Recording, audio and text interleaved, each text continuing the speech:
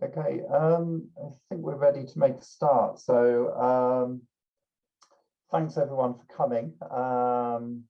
It's our first CRESR seminar of 2022. So I'm delighted to have Ross Fergusson and Nicola Yeates here from the Open University, who've recently completed a book which they'll talk about on global youth unemployment. We're just talking before about much of the work we've done in CRESR has been actually looking at unemployment and youth unemployment in a kind of UK context. I think it's really important to understand this as a part of some global patterns and trends and phenomena, which be really looking forward to kind of them unpacking today. Please do respond in the chat as we go along. Do kind of make questions and put questions in the chat, and I'll share those questions at the end after Ross and Nicola have finished talking. Before I just hand over to them, I just wanted to say that the next CRESR seminar is coming up, I think in early February. I think it's on the 9th. It's from Julia Blash at the Free University of Amsterdam, and that's going to be on new clean energy communities in a changing European energy system. So very different to today's topic, but I hope many of you will be able to join us for that. We are recording and we do make this available on our website afterwards. The details on our website of the future seminars as well. I think without further ado, I'm going to hand over to Ross and Nicola, if that's okay. And thanks very much, everyone.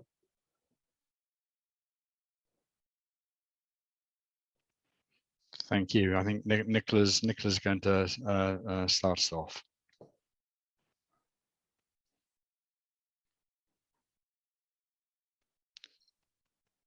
Could you hear that, Peter? Yes, I think Nicola. Yeah, I think Nicola's just.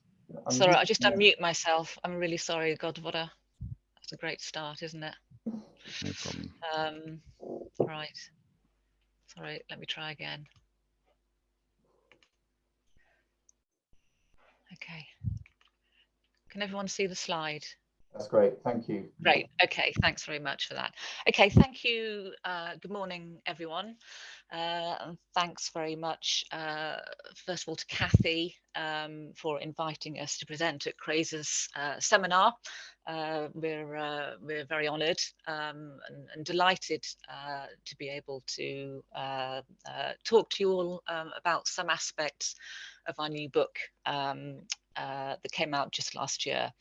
So the book is really about understanding better the upstream social forces that shape the quality of early working life experiences between of young people between 15 and 24-year-olds, and with also the continuously escalating rising rates of youth unemployment, which seem to have become so endemic, so normalized features of not just our country, but all countries worldwide. So our aim of this book is not so much to go into the specific details of any one single country, but simply to globalize or to explore what the globalization of youth unemployment as a field of academic study and research might actually look like, and to begin to explore some of the key dimensions. So we're not saying that this is the final definitive take on globalizing, on kind of thinking about youth unemployment through a global and transnational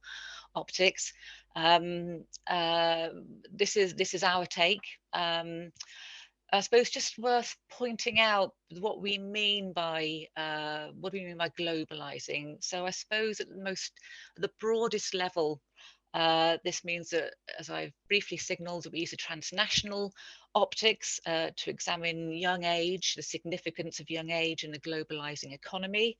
But also we were very keen to go outside the OECD and the high income countries where a lot of research is concentrated. So we're also really keen to cover countries and parts of the world at all levels of development.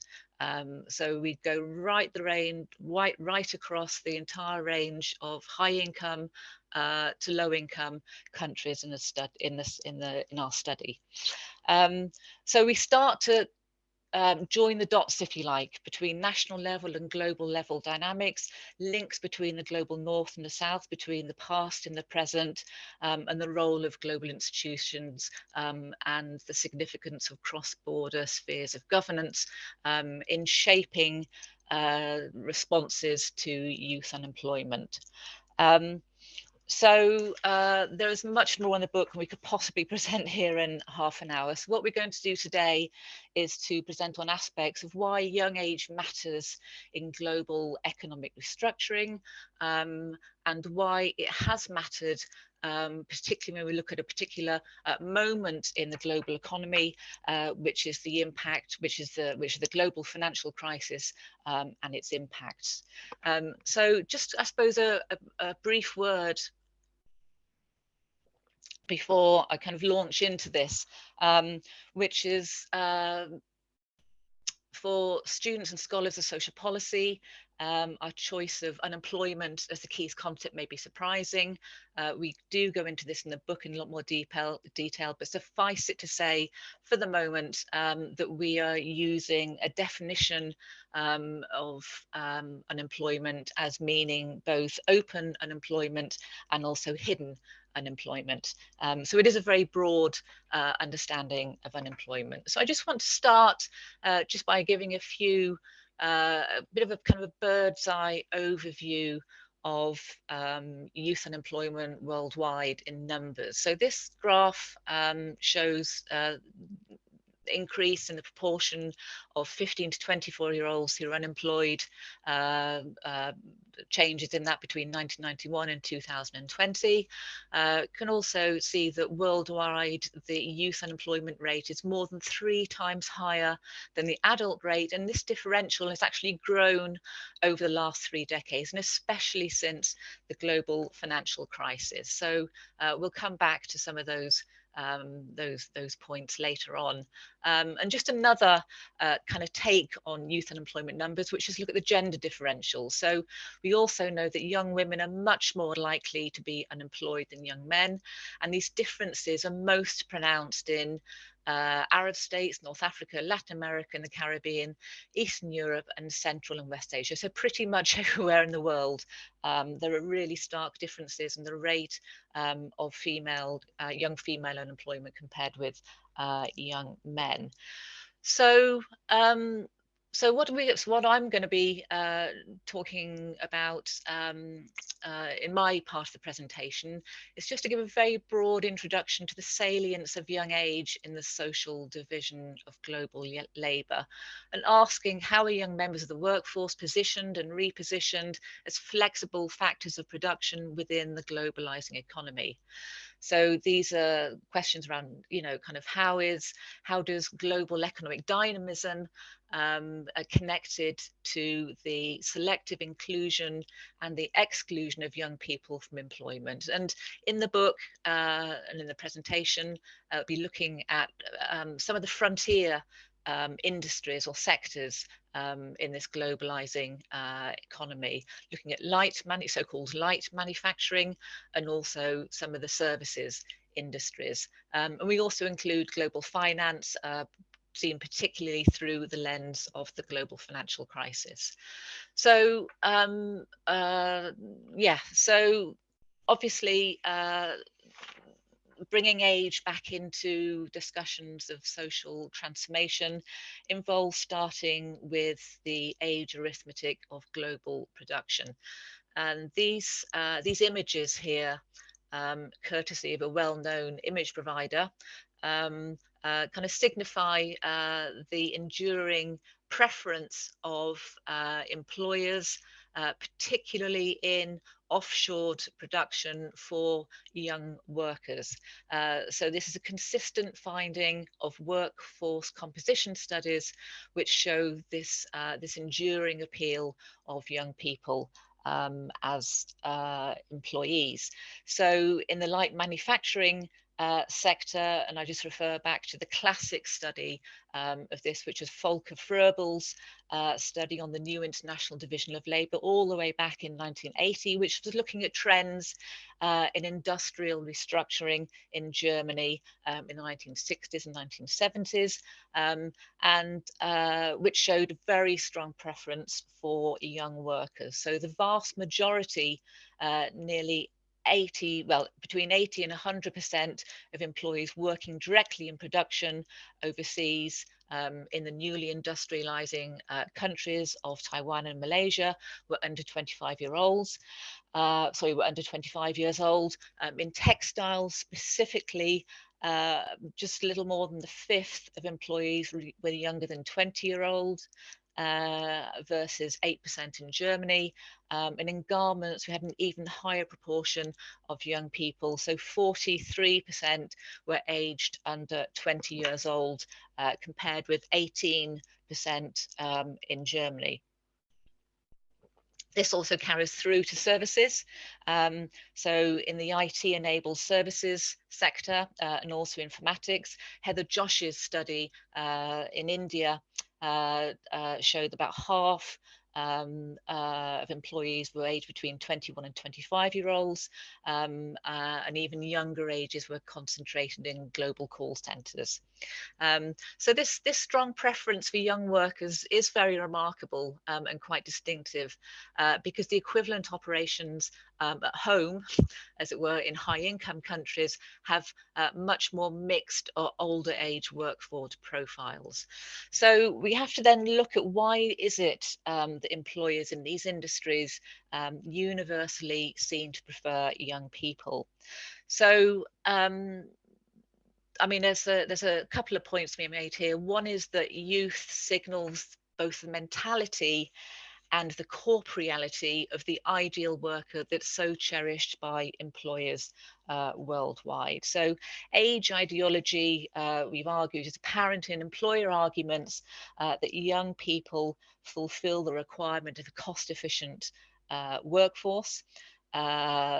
Employers also tend to require a specified level of formal education and favour little to no prior work experience. And of course, formal education signals trainability, it signals literacy, it signals discipline that can be transferred to the workplace. And of course, being a first-time wage earner signals a lack of work experience, and also that low wages are much more likely to be accepted. But it's not just the mentality of the so-called ideal work, it's also the corporeality. So the physical attributes and the bodily attributes are also significant here. In particular, bodily health are a key part of this cost equation.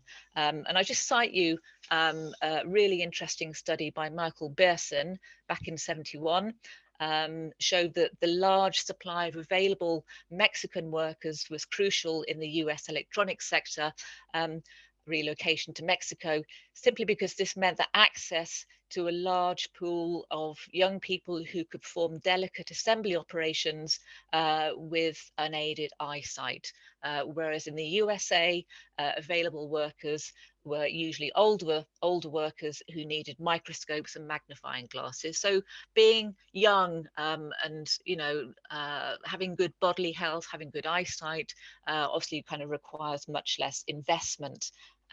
So this corporate construction of the ideal worker mobilizes, we would argue, a very age-specific ideology of availability, of trainability, and ultimately of disposability. So the second aspect of this is, of course, that as you've seen through the images I've kind of put on the presentation, is that many of the young workers are actually young women. So we can see that age ideology co-manifests and intersects with very clearly with gender ideologies, a preference for young, educated women, and that ensures that most recruits have no dependents. And there's also an assumption that young women are financially supported by their parents. So even if they're not married, then the assumption is that their parents will be financially responsible for them. So they kind of take up this role as secondary earners, working for, in gender terms, pin money, in youth terms, pocket money. So we can see how these ideologies of age and gender actually intersect in practice. The third point I would make about this is the appeal of deep youth labour reservoirs. And for those of you who are well versed or even kind of semi-versed in Marxian thinking, this is a kind of direct reference to Reserve Army of Labour thesis. And I'm afraid for this particular slide, I couldn't find anything better to represent this than some kind of industrial or even municipal looking kind of, you know, mass of water. So it's a bit crude, but I think you may be able to kind of hopefully, you know, kind of get the metaphor here. So it's not that age ideology is unconnected or doesn't touch down anywhere. It does obviously have to touch down somewhere, even if it's a kind of, you know, a transnational ideology. So studies have repeatedly shown that the extent to which this ideal workforce can be realized in practice is actually highly contingent on local conditions, and that it has industry specific characteristics. So Susan Tiano, for example, in her study of the Mexican apparel and electronics workforces, found that high unemployment is favourable to the realisation of the ideal workforce, whereas lower unemployment is associated with a less desirable, so-called less desirable workforce of older married employees. So we can posit there's maybe a connection between industrial siting decisions and also high levels of youth unemployment. And we posit that we didn't actually undertake systematic research into that in the context of this book. So the connection between industrial siting decisions, I mean, there is some evidence which does seem to suggest this, but I say, you know, we haven't actually explored it to any great systematically. But for example, there is a body of literature that shows in India and the Philippines around the development of the IT sector, that the plentiful availability of young, educated, English-speaking people endowed with cultural capital was a significant factor in the development of the IT industries there in both those countries, though there are differences between each of the countries as well. And my last point, just very quickly, is of course that, I mean, along the way, I've kind of touched on inclusionary and exclusionary dynamics and how they're correlated. But just to pull out much more explicitly how inequalities are reconfigured across the global production chain, if we turn first of all to onshoring countries, that is predominantly middle-income countries, what we find is there's increased differentiation in local labour markets and much wider inequalities as a new elite of urban middle-class youth who are working in world factories has actually pulled away from young people, from other groups of young people who are excluded from these new youth jobs. So we have a kind of a splintering of local labour markets. And in offshoring countries, predominantly high-income countries, we also can see aged disemployment effects. So we have low skills people pushed out of the labour force, increasing unemployment, non-participation in local labour markets, average wages are depressed, especially for those at the bottom 40% of the initial wage distribution, where young people tend to be concentrated. And this, combined with the non-materialisation of employment gains in other industries due to economic restructuring,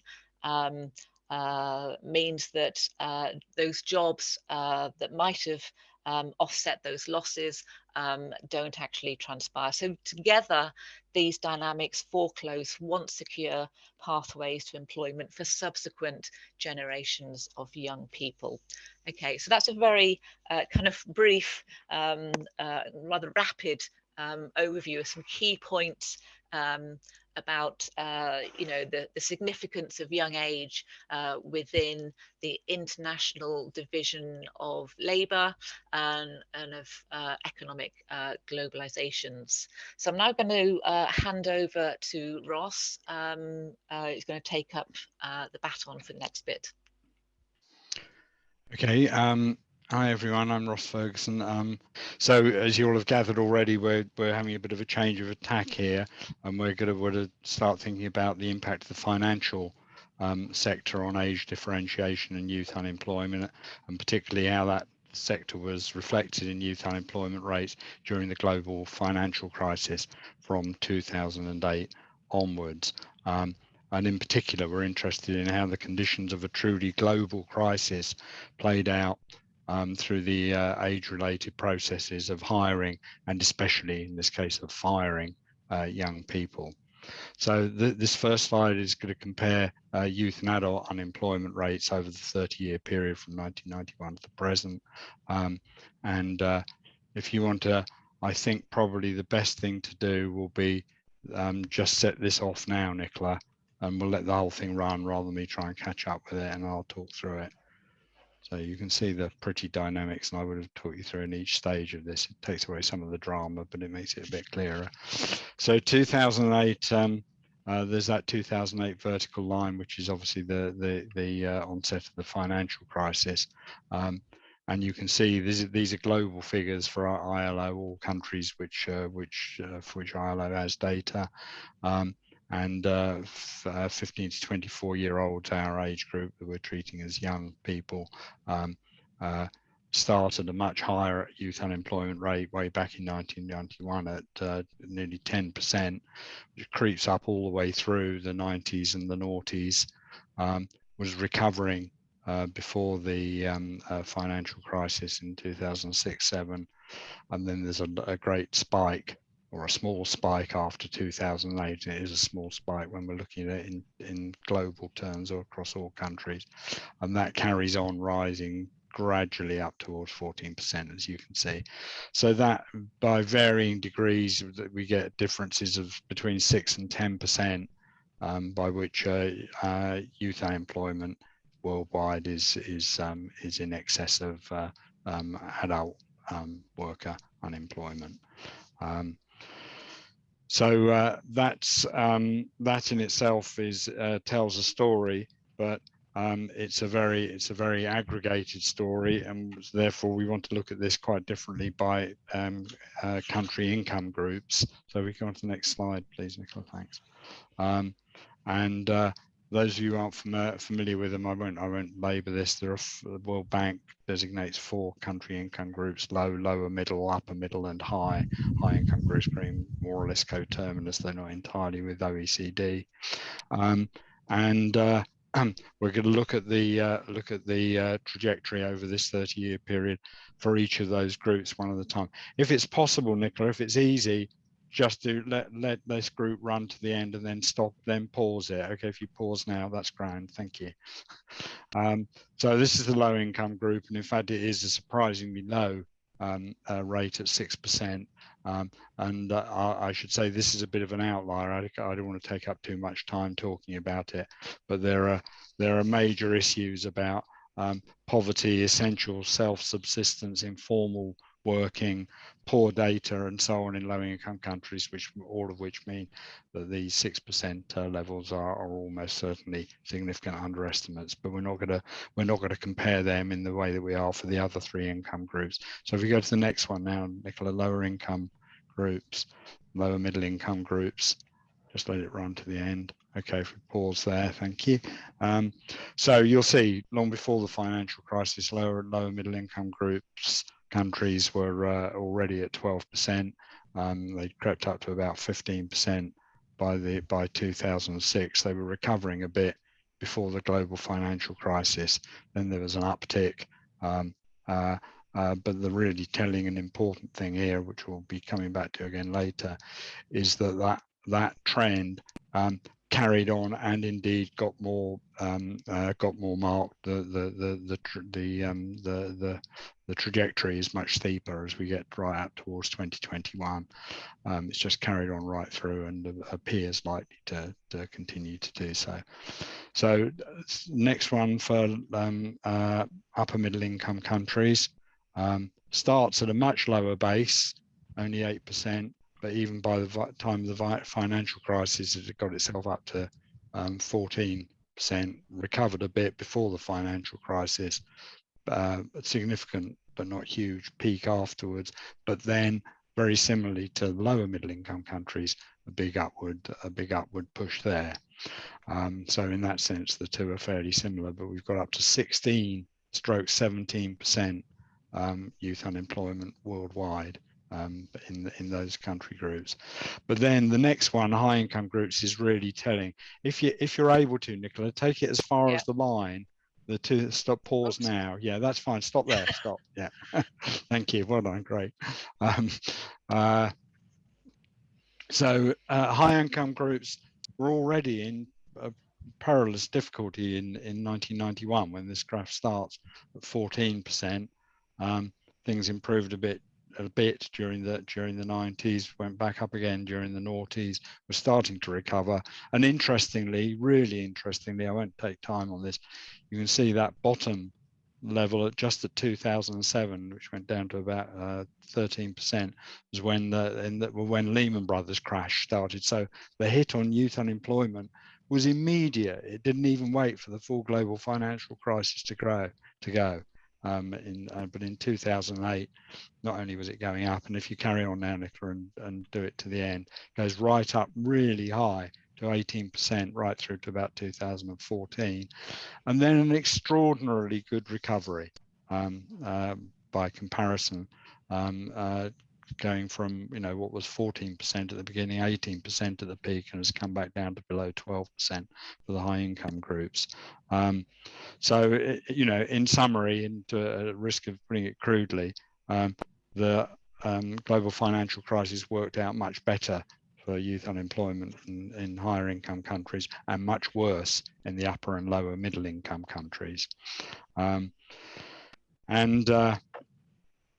Then we start to think, what are the underlying trajectories here that are so apparently directly relating youth unemployment to the global financial crisis and change in GDP, which we'll come back to briefly in a moment. This takes us back to what Nicola was talking about earlier concerning the ways in which rich countries offshore production.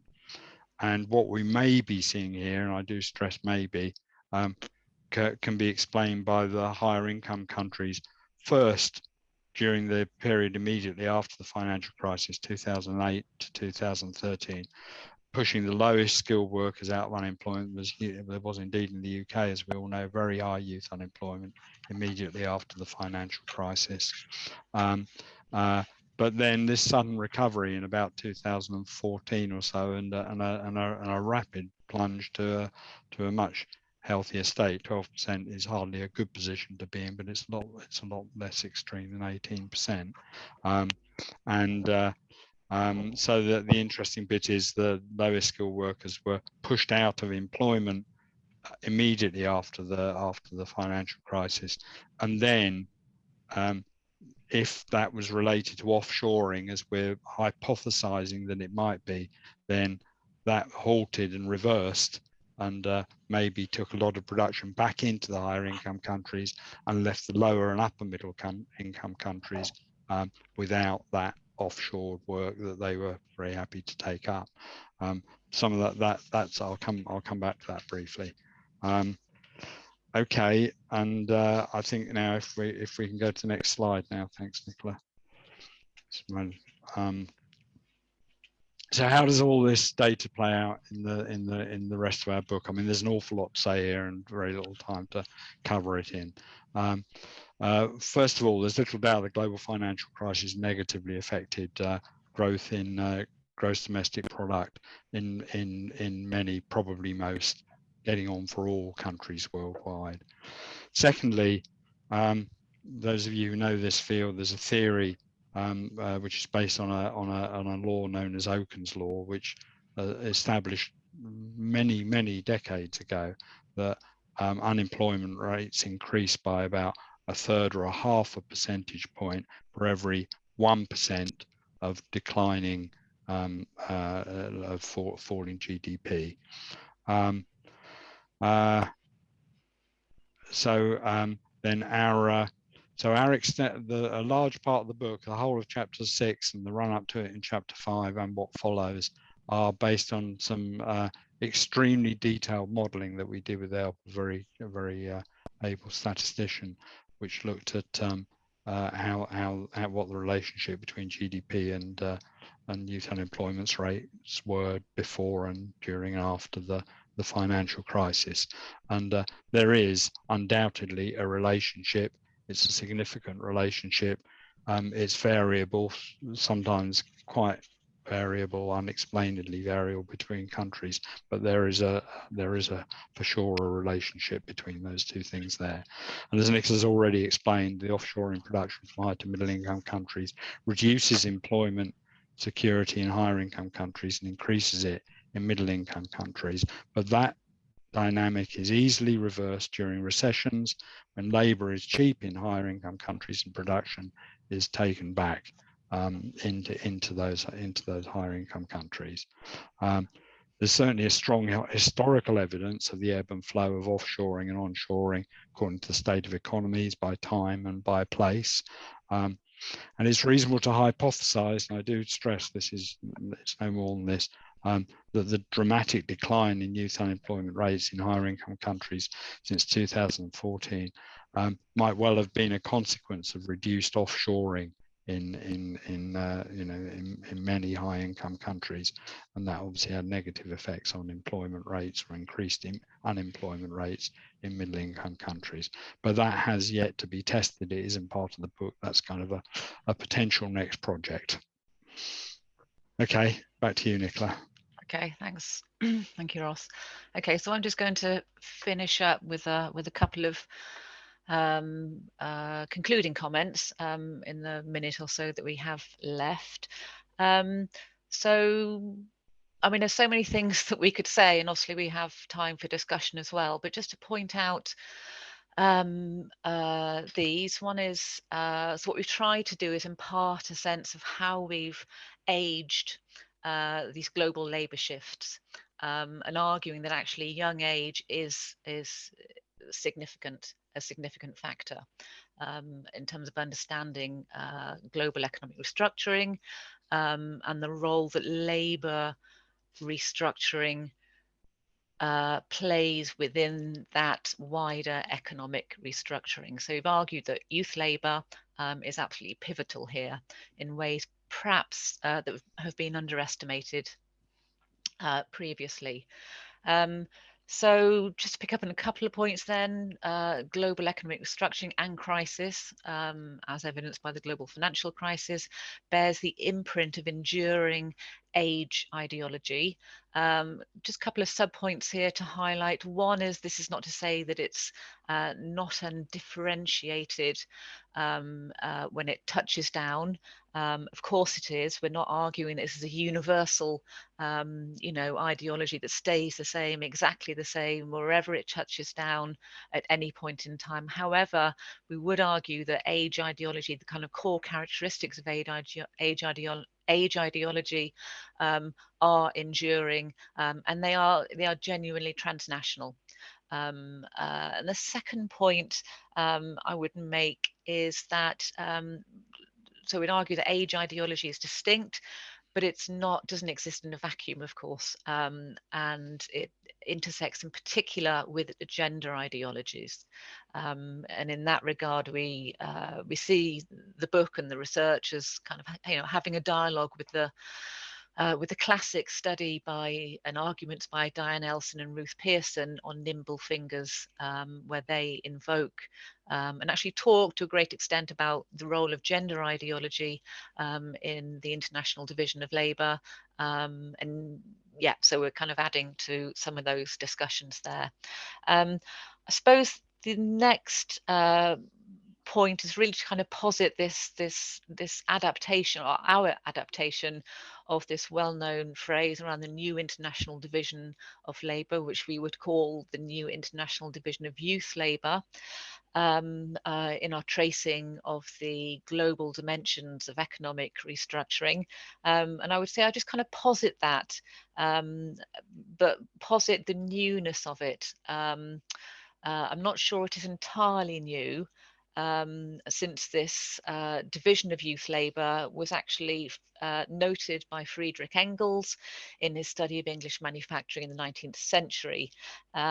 So he noted that nearly half of factory operatives of the British Empire were aged under 18 years old, and that women and girls constituted 60% of all such operatives.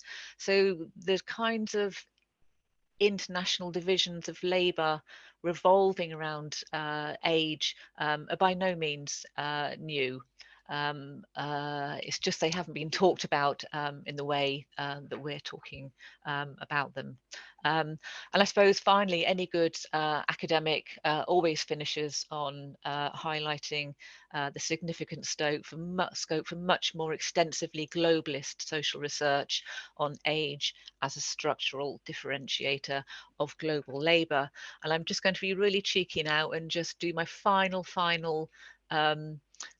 slide, and I promise I'll stop, which is just to say that Edward Elgar, the publisher, have kindly said they would give 50% off the hardback all of this week, such as it is, if you use that code when ordering online. Also to highlight, the paperback will be available in May this year. At a much more reasonable price, and the chapter 1 is free to access in any case at Elgar Online. So we'll conclude there and hand over. Thank you. Nicola and Ross, that was absolutely fantastic and kind of enthralling presentation. I kind of wanted to kind of hear more, and definitely kind of plan to be looking at the book in not too dear future. I've got a couple of questions that come in already, and I kind of want to ask, hand over to sort of Rebecca and then Elizabeth. We'll take both questions together, so kind of just hold back from answering them for just a moment, and I'll just let Rebecca and Elizabeth sort of pitch those quite briefly, if you can, so as we can give the speakers a chance to answer them. Rebecca first. Hello, everyone.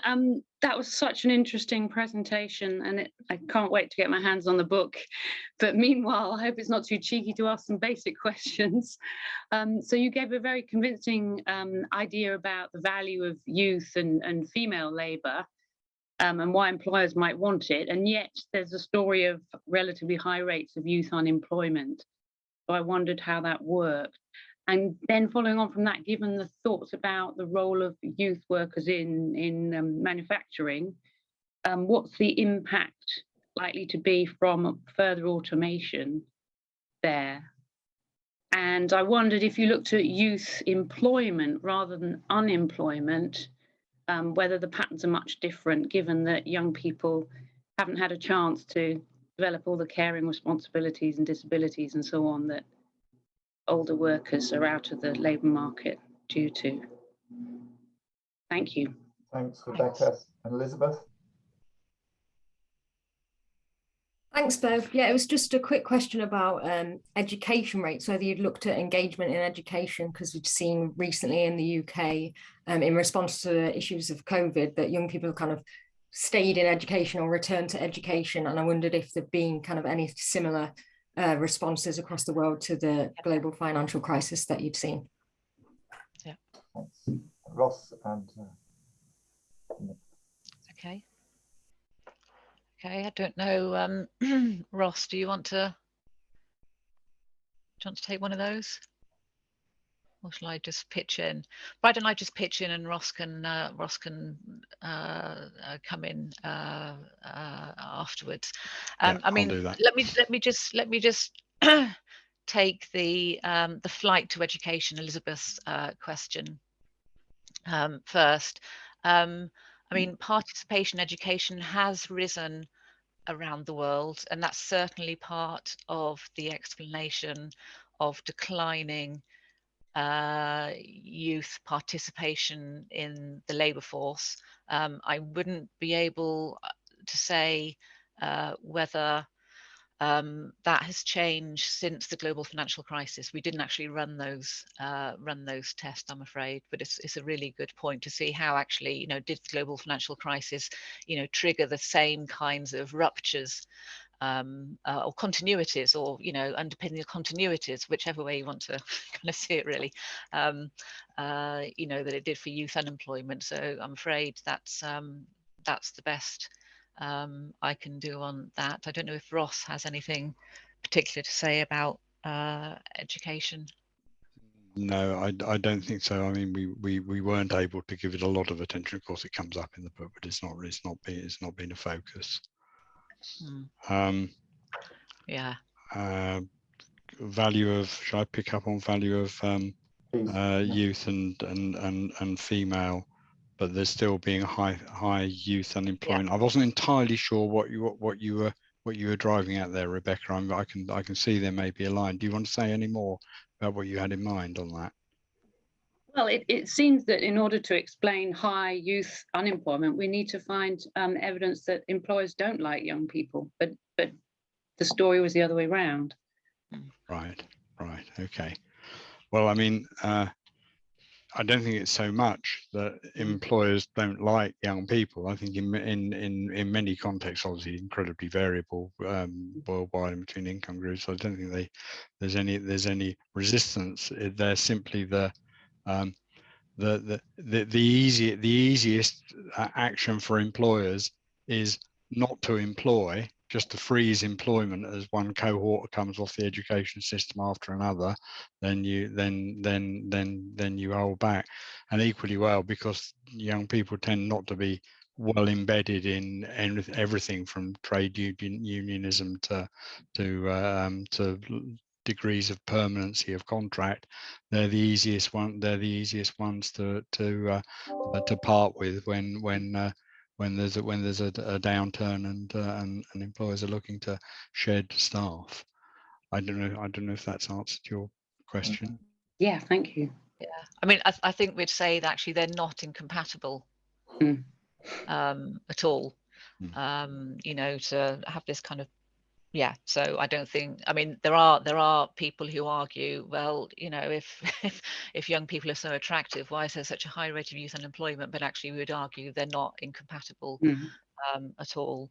Shall I just take the one on impact of further automation, only because I think it's a relatively brief in the fact that I haven't really given this one a lot of thought, I'm afraid. Of course, it will have an impact. You know, I mean, what kinds of impacts for whom, where?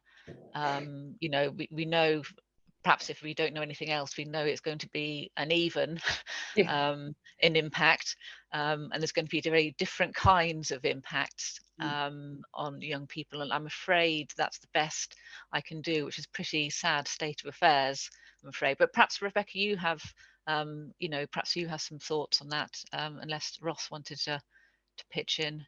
I would just sort of, unfortunately, I can't remember the name of some of the key people from 20, 30 years ago and before, about the futures of work, in which there have been predictions of unemployment resulting from automation since forever. And usually that's not typically how it's turned out, because entirely other forms of work get created. So I mean, you know, to take the obvious and very simplistic version, the difference between the services sector and the manufacturing sector. Manufacturing is much more easily automated than services are. So there's a whole strand of how all that works out. But the general The general pictures seen from 40 years ago was that we would all by now be living lives of leisure in which there was automation, got rid of work, we were all well off and nobody had to slave too hard because the machines would do the lot. And of course it proved to be a complete fallacy. Mm-hmm. Thanks, Ross and Nicola, and maybe go to Yale if that's okay. And Rob, actually, it's good to see Rob. It's good to see you here. Thank you. Hi, Rob. Yeah. Hi, Rob. But Yale and Rob, do you want to ask your questions? Well, I just put on the chat, but it's common to argue that because younger people are more educated, they're less likely to accept the poor conditions offered to them, and this partly explains why they don't engage. What is your view on that? Okay. And Rob? Yeah, hello everybody. Sometimes you hear the argument that, from people like me actually, that we should focus just as much on questions of underemployment as unemployment, and look at the quality and types of work that young workers are doing, because you can't get the whole story just by looking at unemployment, particularly if we're thinking about countries like the UK, where we would seem to have high levels of underemployment of different sorts, defined in different ways, going alongside high levels of qualification, which is a slight confusion of the picture, perhaps, or perhaps not. I don't know. No. Nicola, can I take the second one first? Should I take Rob's? Do. And then you come back to and add to it, or come back to Yale's? Of course, it's a really interesting point. I mean, the test version is what I was alluding to very briefly about low-income countries in those charts, in which in the poorest countries in the world, it looks as though they've got fantastic employment arrangements, whereas actually what they've got is a lot of people who, if they want to eat tomorrow, go out and do dirt cheap work for less than dirt cheap recompense, often in kind rather than in finance, and that would be, in my view, the most extreme point, taking your point, Rob, about underemployment. Those people are all massively underemployed, but they count as employed because they're the only things that there are that can be done to survive. But I mean, if you transfer that into high income countries, the gig economy is the epitome of it. Young people were, in my view, at least, I don't know if you'd agree, Rob, the test bed for the gig economy. They were so desperate, they had few choices available to them. There was nothing at all of any significance available by way of state support for them when they were without work. So they were driven into 0 hours contracts and all those other things. But I think it's a really important point that it's terribly easy to get polarized between the binary of employ, unemploy, and underemploy is merely a very particular version of unemployed. In you can look at it that way. No, it's it's just, it is what it is. I think I think there's an interesting, and this was alluded to in one of the previous questions, I think by Elizabeth. So you have an interesting scenario in the UK now, which on the face of it is puzzling, of high vacancies and still relatively low levels of youth employment, and not soaring youth unemployment. And it's a bit of a puzzle until you look at things like economic inactivity and rates of participation in education, so you have to look at the whole sector, if you like, rather than just that bit, the employed, unemployed division. That's all, which is exactly what you're saying as well. And there are so many ways of counting these things. I mean, but I think it's what you were partly alluding to, Nicola, but the person we drew upon a lot in one of the earlier chapters in the book is Bellamy Foster, who does some really interesting work on how you can that are quite different from certainly the kind of data that World Bank and even ILO produces, that actually recognizes those versions of invisible unemployment. and then invisible underemployment or underemployment that has visibility and then poverty attached to it. So there's a whole lot of crossovers between those things. Yeah. Can I just come back to the question that Yale asked a few minutes ago about the argument that the more educated youth of today are much less likely to accept the poor working conditions offered to them. I mean, just, you know, kind of, I'm not thinking of the UK here in particular, but if we think globally, I would certainly argue that isn't the case, that actually what we see, and this is part of the story around global economic restructuring and industrial, you know, kind of fragmentation across countries. So in the case of the Philippines, for example, or India, but the Philippines is a particularly good example. So in the Yeates sector, kind of basically call centers and some other kind of bits associated with that, the people staffing are highly educated. In fact, they're all graduates, all university level, they all have degrees, some are doing masters, and yet they're stuck in these god-awful jobs. It's the middle of the night for them. And this is exactly why the Philippines was chosen, you know, so really, really poor working conditions, you know, and yes, it's better pay than what they might be doing for, say, a local business or some other kind of local, some other, you know, entity implanted in a local economy.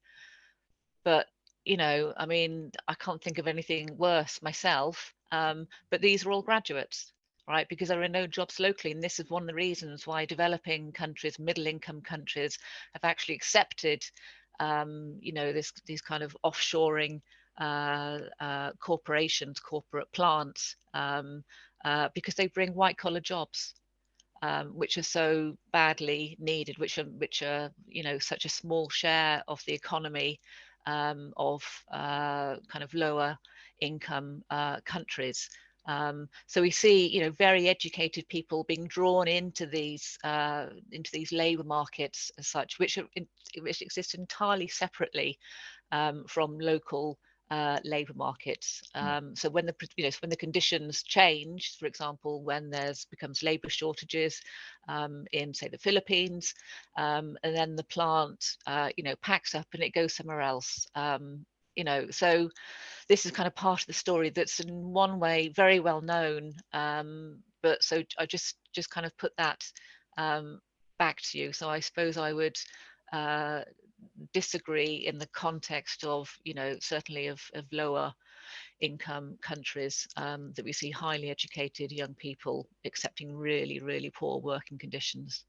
And I think some of that actually applies. You can just look at some of it in the UK. Yes, certainly young people don't accept lousy working conditions, and that's usually because they've got some other form of living through it. So all those what are they called? Internments. I really said those jobs. Yeah. Internships. Internships. Thank you. Yes. Though it may seem like internment once you're in there, in which you do a year's work, hard work for absolutely nothing, in the hope that it's going to get you a job at the end of it. So they appear as kind of non-employed. So these boundaries, you know, Nicola's talking about the binary. I mean, there are trinaries and more than that between what are these different, you know, underemployed, internment, etc. all the way through. Once you start disaggregating it, it becomes really interesting about what it is that's going on. Yeah, great. Thanks. Can I just I'm going to ask Richard's question just briefly, so we've just got a couple of minutes, and which I think Richard's question is around, I suppose it's trying to unpack the fourfold typology of those four different groups of countries, and to look at other factors, other variation within those groups, you know, national factors, policy factors, technology, you know, does that grouping really work? You know, it looks like it does, certainly tells a story, but is there anything else there? And then the second one is around kind of, you know, the firm level actors which are playing out in this, and, you know, the extent to which there's sort of fluidity between offshoring and onshoring choices. Yeah. Hope Yeah. I've not rendered Richard's question Shall I badly. sorry, Peter. Shall I Okay. take the first, Nicola, and you Okay. want to do the second? Yeah. Okay. The fourfold typology. I mean, yes, it's crude. Yes, there are good reasons for cutting up other ways. The difficulty is how you get the data. I mean, it's very tempting because, you know, the World Bank stuff is used right through all the international organisations, especially ILO. It's all there to take. The question is, how do you get something that's comprehensive and global, that has a sufficient degree of accuracy? And I wish there were something. If Richard, if you and hi to you, Richard. I know your work. If you know of something that's already kind of boiling away on that, but I think it would be a really, if there isn't something boiling away on it, or indeed already written up that I've missed, then it would be really interesting to hear about it. Yeah.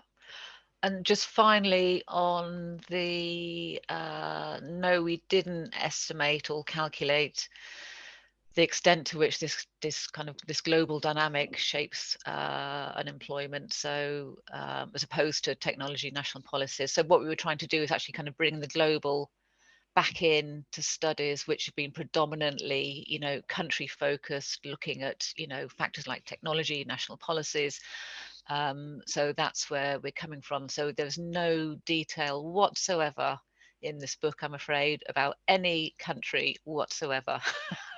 I mean, countries do appear, obviously, but we just didn't enter into that. That would be a further study. I mean, it'd be a very interesting study to look at the interactions between, you know, national factors and global factors. I mean, absolutely fascinating and absolutely needs to be done. There's a whole research agenda there, which just remains to be, you know, done, basically.